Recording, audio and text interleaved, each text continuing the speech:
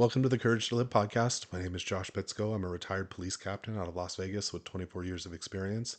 Currently, I travel the country and I teach first responders how to build resilience and maintain the proper mindset under stress during those difficult times when emotions are high.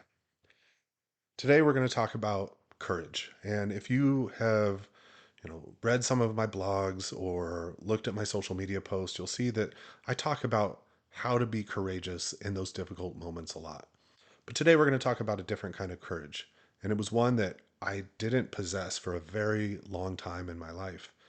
And that's the ability to be vulnerable. So, when you look at how, especially my generation was raised, it was always seen that there is strength in being stoic. And if you're a student of stoicism and you really listen to some of the readings of, or read some of Marcus Aurelius, you'll learn stoicism isn't about shoving your emotions down. It's more about controlling your reaction to those emotions.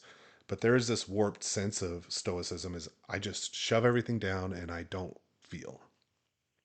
And the dangerous thing about that is at times it works.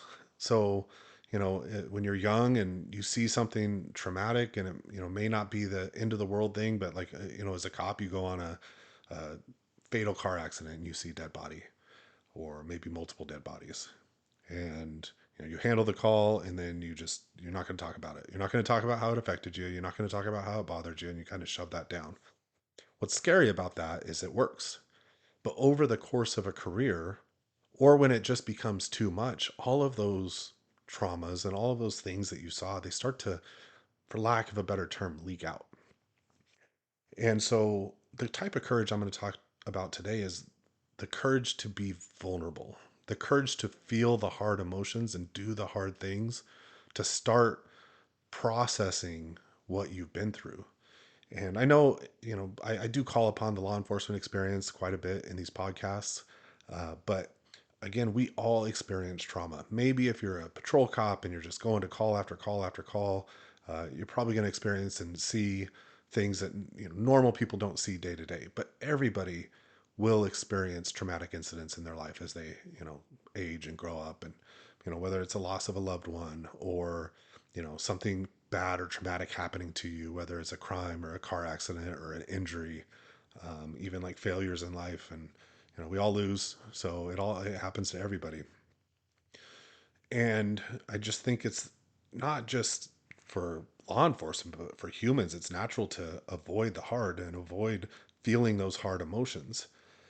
But there is strength and courage in being vulnerable and talking about what's bothering you. And, as you do that and you begin to process what you've seen and what you've been through, it's like building a skill or building that muscle of, I can experience hard things. I can have resilience, which is the capacity to, experience a traumatic event and still perform both mentally and physically afterwards. And to build that resilience, you have to address what you've been through. So, in the process of life, when we deal with these hard things, having the ability to have that trusted person you talk to, preferably a professional, right? I'm a big proponent of therapy and finding and building that relationship with a therapist that can tailor tools and help reprogram problematic thinking processes just for you, but even to your spouse and friends and loved ones and even coworkers, is having that ability to be vulnerable. It will help you build that resilience so you can experience hard things and traumatic things and still live a life worth living. Because for me, I experienced a lot of trauma in a short time. I lost my brother to suicide. I lost a father to cancer. Was involved in three separate active shooter incidents or mass casualty incidents. Was involved in an officer involved shooting. Went through a divorce all in a really short period of time, and I didn't deal with any of it well. I just wanted to shove all those hard things down and try and just distract myself, whether that was through fitness or fighting or drinking substances, you know, uh, only trying to experience good things while not dealing with the bad things that had happened to me. And I used to travel and I would talk about the 1 October shooting in Las Vegas and I give debriefs and I was really very robotic about it. And people would ask me, was it hard? Were you scared? And honestly, I would not tell the truth. I would, no, this was my job. It's what I was built to do. This stuff doesn't really bother me. And that was all a mask that I wore during that period of my life until it became too much. And it really, really started to affect me. And I was drinking too much and I wasn't coping at all. And I started my mental health journey. And to this day, I'll get up and I'll tell my story that I've told 1,000 times. And I still will get emotional. I was just speaking at a conference in Atlanta to like 500 people. And I was talking about some of the things that I went through. And I didn't just get emotional, I cried. And even though I'm willing to be vulnerable and have that courage to be vulnerable in front of people, it's still really hard and there's shame associated with that. And, I still put forth that, I'm a experienced police officer and leader and been through all these hard things and stay in shape. And there's this, persona that I try to show people. But so when I find myself getting emotional, it's there's shame associated with it. Even still, even though I'm so far on this journey and you know, I talk to people and I give them tips on how to be more resilient and tools on how to manage emotions, but still internally, I just that natural like, ooh, I don't like getting emotional and crying in front of people.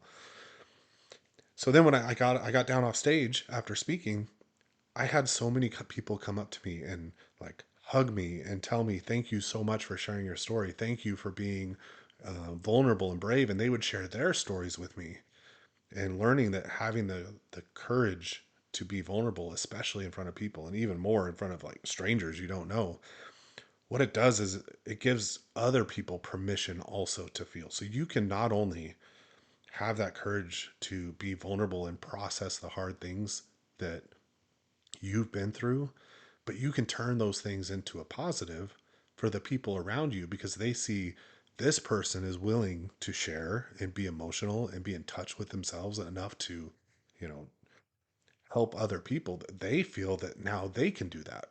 And it's contagious. Just like in another podcast where I talked about being calm is contagious, being vulnerable is contagious also. So as you in life experience these hard things and these difficult situations and loss and grief, take the time to be vulnerable. Take the time to talk about it and how it affected you. Because once you get that out and you're no longer holding it inside of you, it opens up not only the ability to, share and be sad, but it also opens up the ability to feel joy because you're not holding on to all these negative feelings and negative emotions. Thank you for listening. Again, this is another one of our shorter podcasts. I hope that what I talked about resonates with you.